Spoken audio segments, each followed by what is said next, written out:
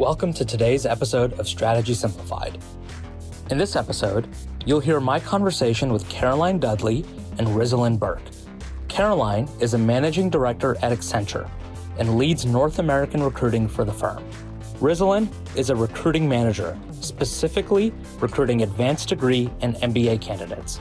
In this episode, you'll learn what makes Accenture so unique in the world of management consulting, the opportunities that are available to you today, and Caroline and Rizzalyn's best tips for standing out in the Accenture recruiting and interview process. You're not going to want to miss it. It's my pleasure to welcome Riz and Caroline from Accenture to the management consultant community and to this call today. We're really excited to have you. Would just love to kick off by asking you who you are and just 30 seconds on your background. So Caroline, if we could start with you, that would be fantastic. Absolutely. I'm really excited to be here. So thank you, Naman and Management Consultant, for having us today.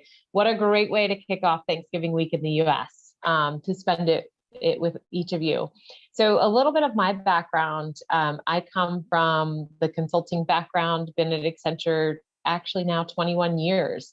Spent most of my time consulting for financial services clients across both cap markets buy side, as well as consumer banking, payments, retail. So last few years spent it in insurance. And so I've gotten to do the roundabout with all of the clients that are out there.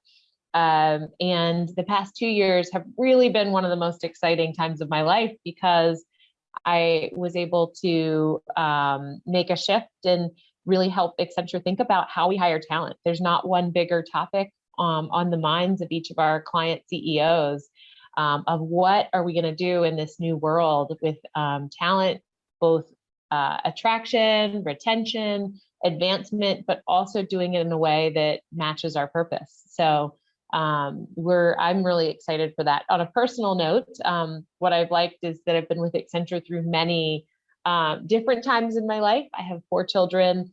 I play field hockey in college, so I try to stay active as much as I can, but I'm also, passionately nerdy about all the things that we do and what we do for our clients. So with that, I think there's a few things I can share with each of you as you may have questions, but even more exciting than me today, Naman, I'd love to let Riz have a chance to introduce herself. Yeah, I'm excited here. I'm also excited to be here as well. I have always been in the recruiting space, even prior to Accenture. Been in experience recruiting, staffing, as well as campus, and here at Accenture. I've been here for, oh my goodness, probably over 10 years now, mostly in the campus recruiting space. I currently focus on MBA and advanced degree for the US for S&C Strategy and Consulting. On a personal note, I have 2 children. Actually, my youngest just turned 5 yesterday, so it was a very exciting weekend. Yes, it was a good birthday party. Yes, it was a princess weekend. And then my son, he's 9 years old. So it's definitely been an interesting past 2 years with the young ones.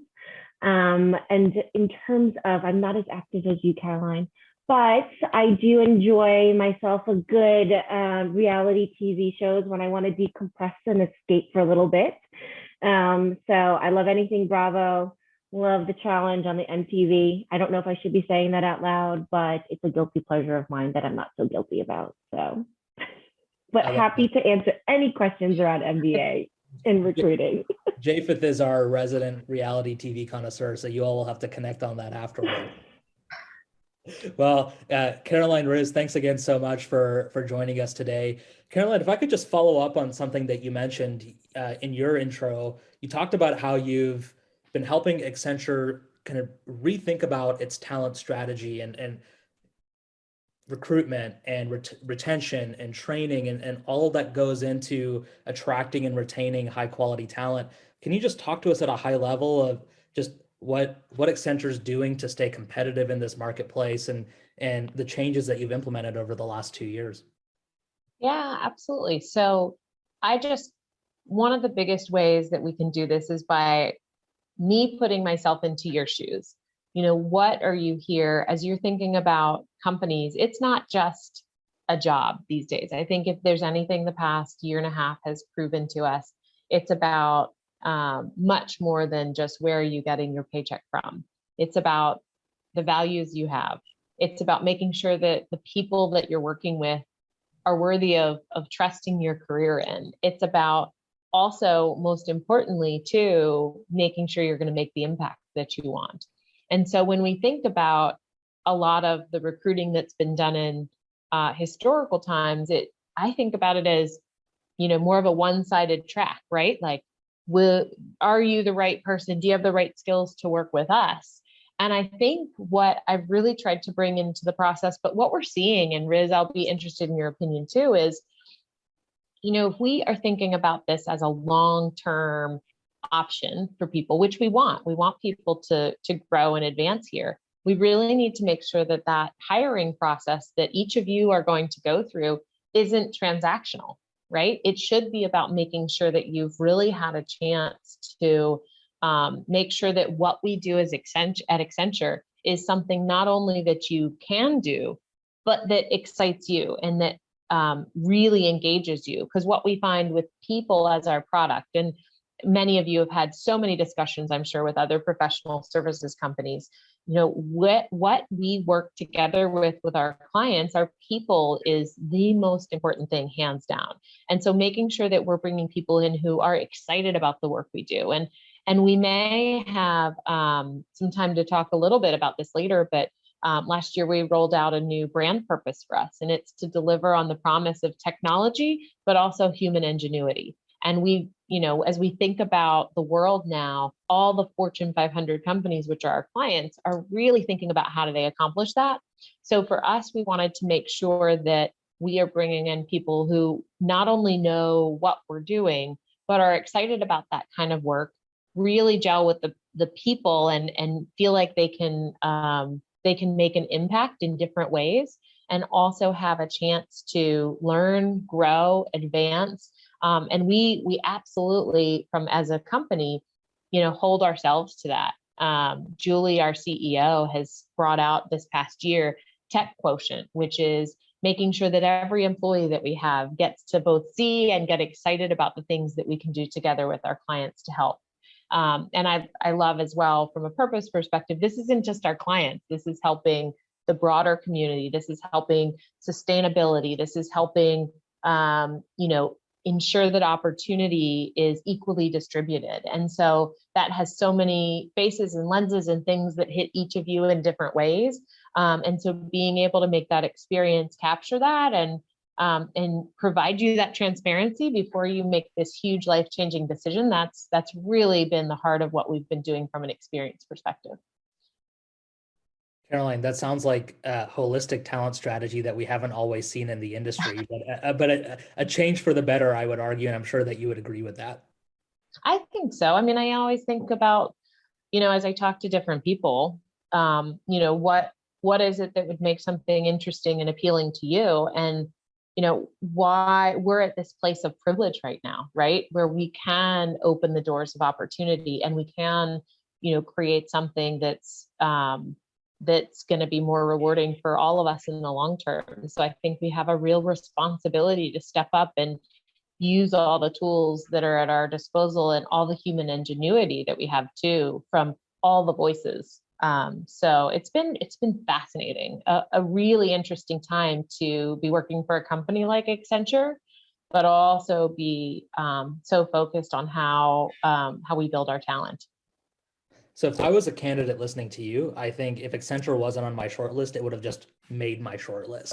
And so with that being said, I may think of Accenture and just think giant professional services firm, right? Over 500,000 global employees, myriad of practice areas and service lines. Like Accenture seems like does everything.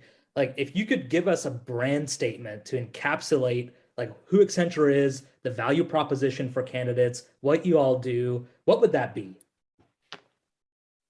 Well, we talked about the promises of delivering on technology and human ingenuity as our official brand statement. But if I had to really put myself in your shoes and understand that, I mean, the thing I go to, and I know a lot of you are wrestling with this decision, do I go with a large, well-known name, or do I go with something, that's a bit more niche or boutique?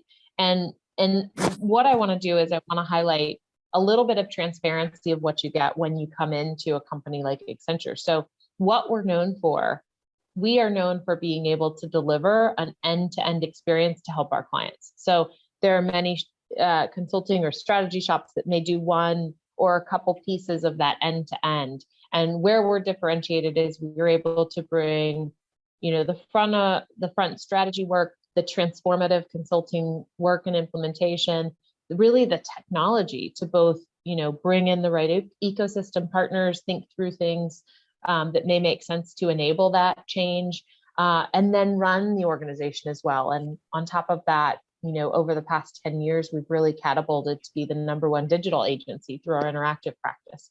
So when you think about both the strategy, the transformation, and then being able to help run an organization end to end, those are all the big pieces we do. And our mission day in, day out for our employee experience too is, how do you make a large company? You mentioned, yes, we're well over 500, probably, I think at this point, nearing, if not over 600,000 people. How do you make a company like that feel small? How do you make sure that you're seen there and that you can be elevated in the things you get to do, the experiences you have? And so it's a really good question. And it's one, each of you should be thinking about if you haven't already. And I think what it comes down to is really that community that we create. So I think, if anything, and Riz, I'll be interested in your opinion on this too, what I've loved is those different cohorts and communities that I'm a part of within Accenture. So you have who you're working with day to day in there. And so that's one of your cohorts. You have the people geographically around you, both in your location, in your market unit, and those are another part of your cohort. You have the people that started at the same time as you, and you tend to have completely different career paths for most people, but you get to share that. And so for me, a place that really wants you to succeed and gives you every opportunity to learn, and we like to call it boundaryless opportunities. We'll be right back after this quick message. Are you looking to apply to a top consulting firm like Accenture? Work with our expert team on a custom resume edit. Over 2 rounds of edits, we'll go line by line through each bullet point to display your transferable skills and the impact you achieved in each role. By the end of the editing process, you'll not only stand out as a top performer, but look really good doing so. Click the link in the show notes to get started today. Riz, I'll ask you that similar question here. So, Caroline was talking about how Accenture tries to cultivate this intimate culture in a firm that employs 600,000 people. Can you just speak to that from your perspective? What are the opportunities that people have to build a community and a professional network at a firm that's so massive? Yeah, and I'm going to speak specifically towards strategy, and I think to our MBA folks here, right? I think that's an important piece, because that is our whole goal when you come into Accenture, especially through our MBA program, through Accenture Strategy Consultant Development Programs, and a lot of our development programs, is that it builds this cohort. You come in, you have multiple layers of networks, right, to help with your adjustment, not only to Accenture, but to Accenture Strategy, right? So you've got your class, right, your cohort, the folks who come in the same year as you. You also have the folks that are starting in the same location as you as well, right? And Accenture really does our best to really build that relationship, almost like when you're in school. And I know people always have their own like groups and things like that. We try to build upon that as well when you come into Accenture. So on top of that, you have buddies who've gone through the MBA program, who might have even been from your school as well. And then on top of that, we work on networking and to ensure that you are able to build that community with the strategy group as well. So while it is a large company, I think the most important piece of it is building that network, and there's a structure to it that we try to hold to when you do join us, so that you are set up for success to to join to grow within your career. And I think the fact that you've been with Accenture for over 10 years and that Caroline's been with Accenture for over 2 decades speaks to the fact that the firm's done a pretty good job of developing that culture. Otherwise, you would have moved on long ago.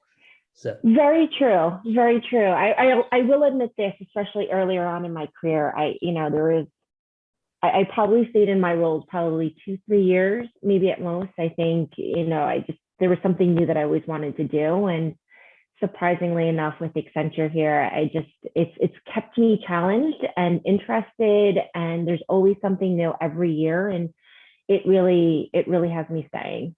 So, yeah. I love that. Well, I know that Caroline mentioned, the firm plays across the value chain: strategy, implementation, technology, leadership. Curious, which service lines at Accenture are growing the fastest? And where is the firm really focusing its hiring efforts? Can you speak to that? And I know you work specifically with MBA and advanced degree candidates. And so if that's the perspective you want to bring to answer that question, that's great. Yeah.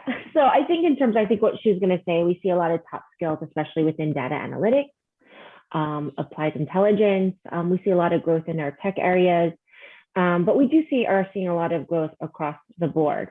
If I speak specifically to strategy and consulting, especially within strategy, I honestly think that there is a lot of growth across the board, even within our tech strategy area as well. Applied intelligence is a huge piece for us. And we do find that across the board, it's a skill set that our students, as well as the company, is seeing a high interest in as well. And our clients are also really are displaying a lot of interest in as well. So I know Caroline probably has a little bit more in depth in terms of the other growths, but in terms of strategy and consulting, we see those big skill sets as well. So with that being said, can you, Riz, talk us through the 2 to 3 qualities that you look for in candidates? What makes somebody a superstar candidate to you? Oh, that is a really good question. If I think about the things that are running through my head, I feel like there's so many qualifications. I'm thinking of leadership skills, right? If you're in school and, you take any leadership roles with any clubs or club affinities, that's something that stands out. When we look at your past experiences, we like to see growth within your career prior to business school. But I think what stands out the most, and I think you even addressed on it earlier, Naman, is I think being genuine. It's not something that you can see on paper. I think it's the relationships that you build.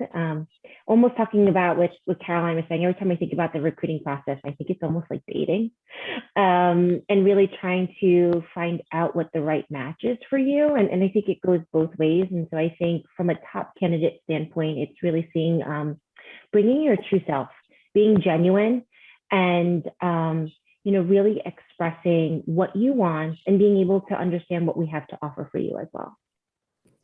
Caroline, anything you'd like to add to that, just as far as what you look for in top candidates or what stands out to you? So in terms of top candidates, Riz is spot on in terms of being authentic and really enjoying the things that we do.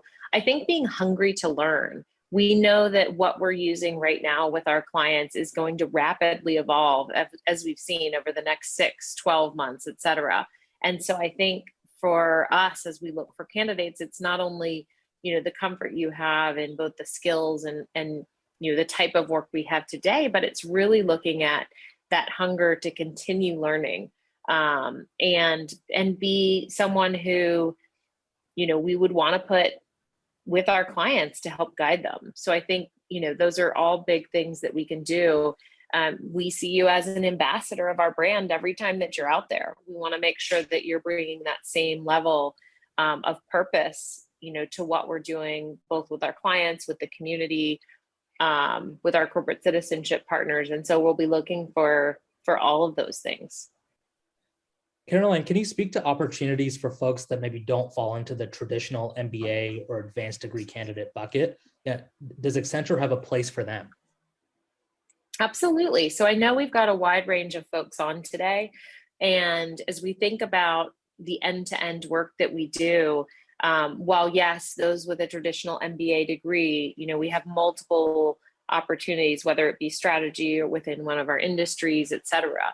But we've opened up our opportunities to folks without degrees even, right? We have a really robust apprentice program that goes across our top skills of cloud, security, interactive operations. We also have entry-level roles for people who've just graduated from school. Most of those, obviously, we have a fall cycle that moves those, but we see, and this is where I got cut off before, so thank you all for your patience, but we see a lot of growth in all the different technologies that we work with. So whether you have a background or an interest in the technology, the operating models around it, the change that you can really help clients make in terms of their growth, their strategies, et cetera, we see all of those areas growing quite rapidly. And so we've actually started, as we've looked at things, to try to be, to look at the talents that's in the market and say,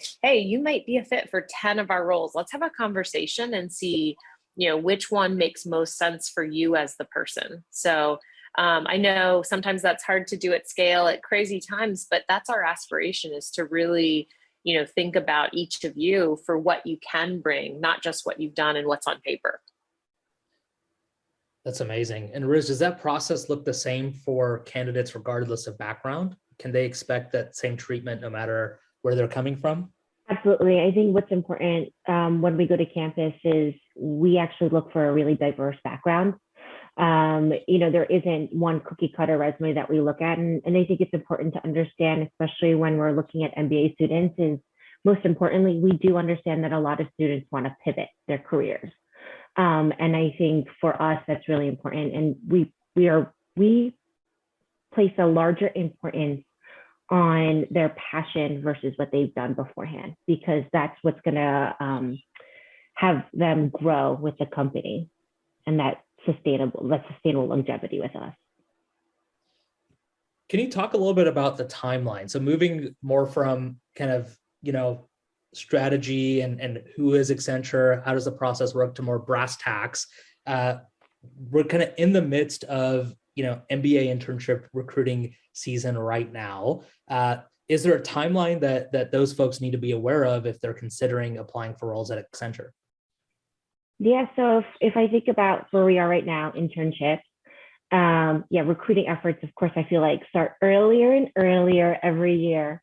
But intern recruiting, we really start in September, and it really goes through much of the fall, and we start interviews as early as beginning of January. I think it's actually rather late if we go through February, but majority of our interviews do happen in January, February timeframe.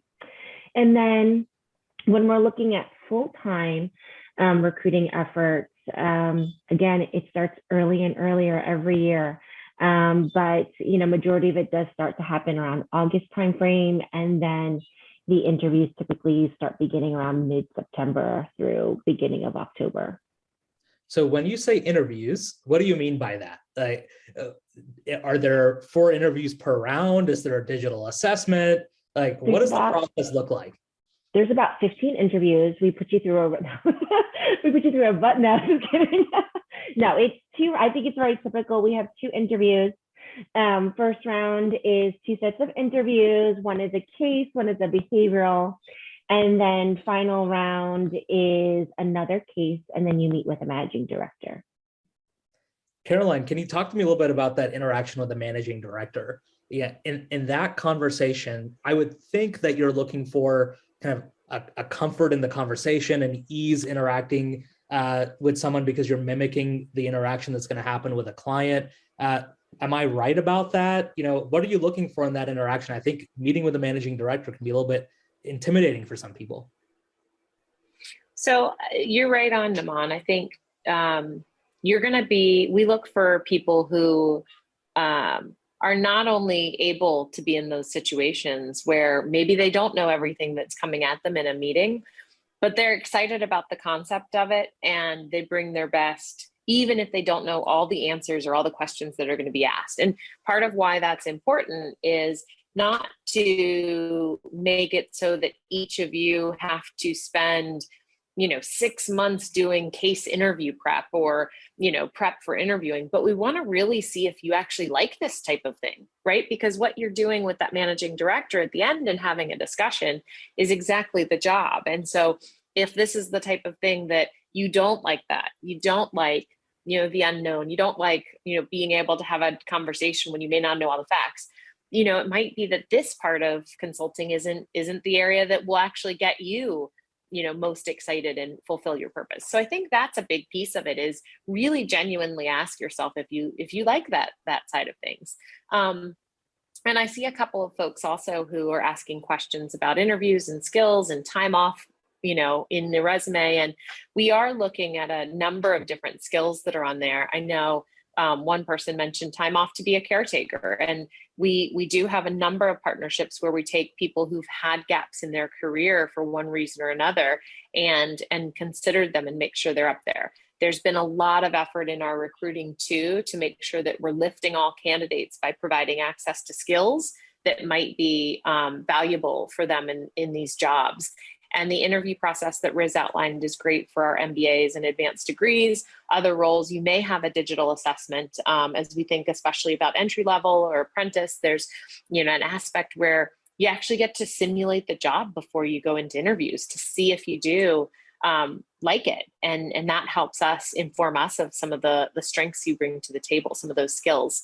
And really at the end of the day, the advice Riz gave is the best. Please bring yourself to these. Don't try to turn on, interviewing Caroline, who's different from who you are, when you talk to your friends, when you engage with your professors. Really try to bring your own curiosity and genuine interest in the type of work that we do and the clients we work with. It sounds like that's really the secret sauce, right?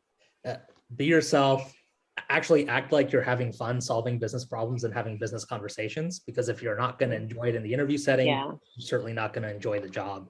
If I could... Yeah. And Naman, I will say, don't act like you're enjoying them.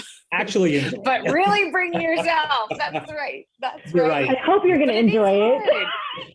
Right. It is hard. We know, this is not to sugarcoat things, right? We know the interview process is super stressful. It's like having another job if you're already in school or have another job. So what we really want to encourage you to do is take a little bit of the stress out, because being yourself is who we want to get to know throughout that. So Naman, back to you.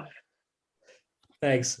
So outside of being yourself and actually having fun and actually enjoying the process, I'm going to put both of you on the spot and ask you to dig a little bit deeper, kind of like how you would do with a candidate. And so beyond what you've already shared with us, are there one or two other pieces of advice that you would have for folks that are listening today, just on how to succeed in the application and interview process at Accenture? Riz, do you want me to start? Yes, let me think about that one. Okay. So I'm going to start, and I'm going to actually put myself in the shoes of the many, many different people that are on this call. Each of you are starting from a different set of strengths, a different educational background, a different set of places where you've gone to school, lived, worked, etc. So the first thing I'd say for this broad group is to really make sure you understand, the skills that are expected of each role. Here's a pro tip. As you're looking for jobs out there, one of the things that many people I find, even 20 years into industry, there are basic qualifications of a role, and then there's preferred qualifications. And legally, a company can only, this is not just Accenture, this is across the board, a company can only consider you if you at least meet all the basic qualifications. It's actually not legal to consider candidates for a requisition or a job opening that don't have that experience. So if it says you need 3 years of experience with SAP, you can't actually even be considered for the job with 2.5. What you can do always, though, is ask to talk to a recruiter at the company and say, hey, here's my background. Where might I fit? So I thought that was helpful for this wide group of people who might come with a big set of skills. The second piece of advice I'd say is be curious. For those earlier in the process, be incredibly curious about things you might not have done in the past, but maybe you have the potential to do. Start to understand, the skills that are being hired for and look for it. And then For those of you who are, perhaps mass MBA candidates, et cetera, I'll let Riz, take that one, because I think that she has some fantastic tips for each of you. Yeah, I think as you say that, I'm thinking through just from if I'm thinking about it from my standpoint, I think as an MBA student going into their first year, pinpointing once you have all your areas of that you're curious in, but you also know what you want. I think it's really important to define that, to find that company that offers it for you, right? It's such a short amount of time. It's 2 years only. And I think it's really important for you to focus on what you really want to do. And kind of make sure that that company has what they have to offer for you, right? I think, really pinpoint what those companies have for you. And I'm not just speaking about Accenture, I'm speaking about any consulting company or industry, is to really just focus on what you want. And, it's such a short amount of time to really drive that on how you approach your recruiting efforts. Because I think, as your peers alongside you, that allows them to other opportunities as well. So making sure you're hyper aware of what you want and really focusing that too. Love that, Riz. And the other thing I would add with that is just also being aware that when you think about your career, not every day, and I like to be super transparent, not every day of your career when you start at these jobs is going to be the best day ever and full of sunshine and butterflies. Know that you're going to be in, probably these situations where you're going to have a growth, and learning opportunity every day.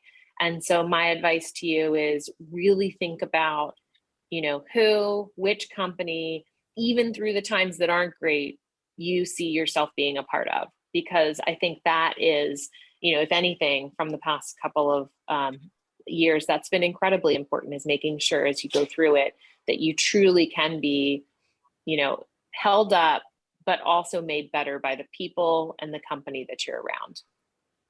I think that's critical. I'm glad you brought that up, Caroline. Riz, I'm going to put you on the spot for a second as we're wrapping up our conversation. I know that one of the questions that our listeners have is, this all sounds great, but I'm at a school that wouldn't be considered a target school for Accenture. Can you just talk to us about, if someone finds themselves in that situation, what they should do to stand out and figure out if a role at Accenture is right for them, and how they can be successful through the recruiting process? Yeah, and I'm happy to reach out to them. If someone wants to reach out to me, I can certainly help them through that process.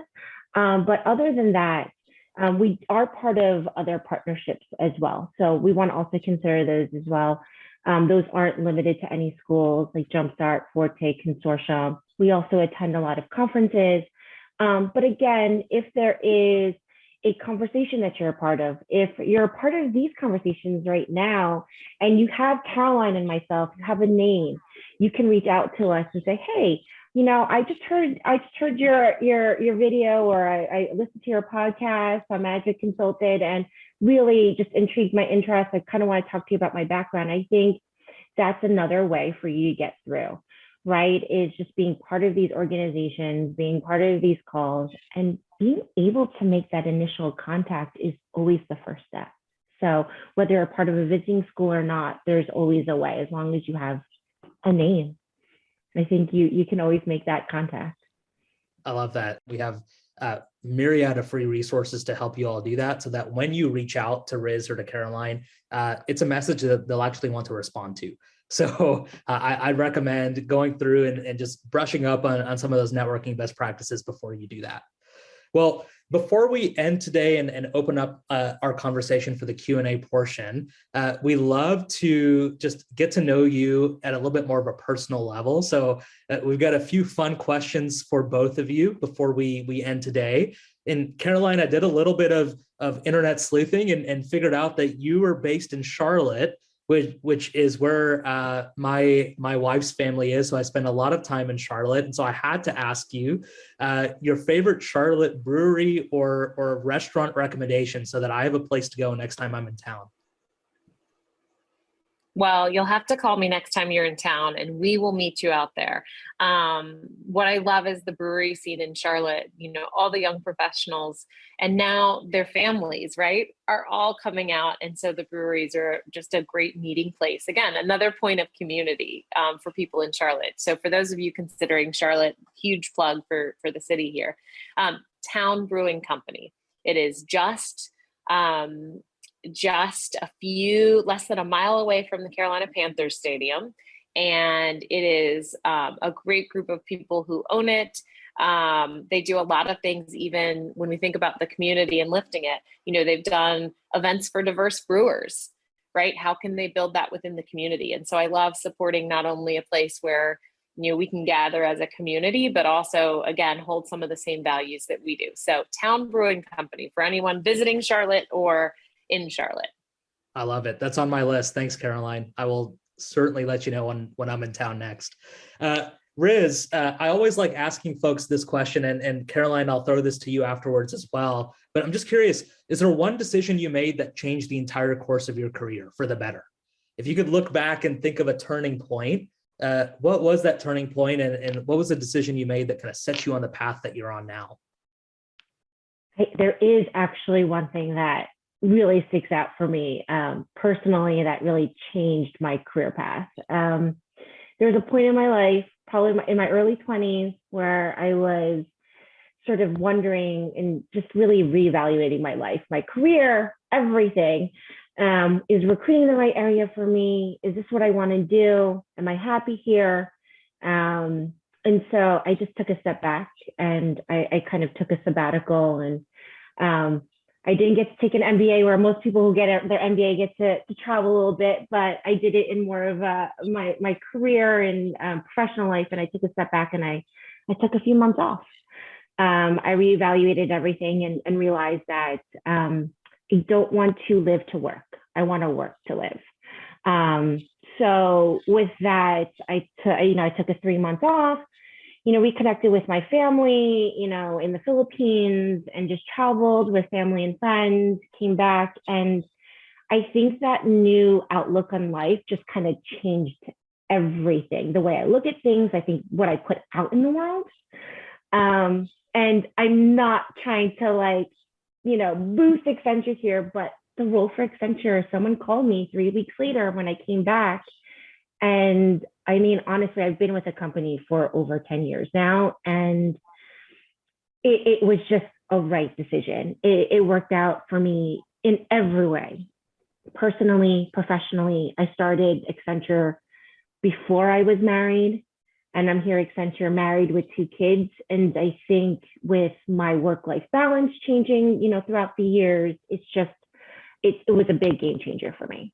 So I think that moment in time in my mid to early 20s was when, it definitely changed what I was going for. I love that. Caroline, how about you? Well, there's quite a few. I mean, as you know, every choice, every crossroads that you're at shapes the trajectory of where you land. And, one I think about is there was a time when I was early in my career. Again, it was probably a year or 2 in, and I thought, I had come from a bigger city in San Francisco, and I was in Charlotte, which was the smaller young professional area. And I thought maybe I'll go to Boston, and ended up traveling a bit to that area anyway. But I ended up staying in Charlotte, and what that opened the doors to was some work when we think about global experience. It was some work that opened up a really amazing end-to-end experience to work with from a career perspective. And so one of the things that I learned, one of the lessons that I learned from that was to not shut yourself off to opportunities that you may never have envisioned, right? I thought, oh, well, for sure, I'm going to make the transfer, go work with some other things, because that was on my list of things to do. But someone came to me last minute with the option to work on, that one account. And that was an incredible turning point for me, just in the next progression, the next, 10 years of my career at that point. Amazing. And then final question for you both. And Caroline, I'll start this one with you, and then we'll end with Riz. Do you have a favorite holiday tradition? So being that in the US, obviously it's Thanksgiving in a couple days, our family tradition has always been to get our entire family together for a big home cooked from scratch meal. So for those of you who know me well, I am more of an efficient cooker, which means that I'll source, meals any way to get myself and my family fed. But this year we are actually going to go and try to carry on some of those traditions, invite the family into our home. And so I would say cooking on Thanksgiving is absolutely my favorite. I love that. How about you, Riz?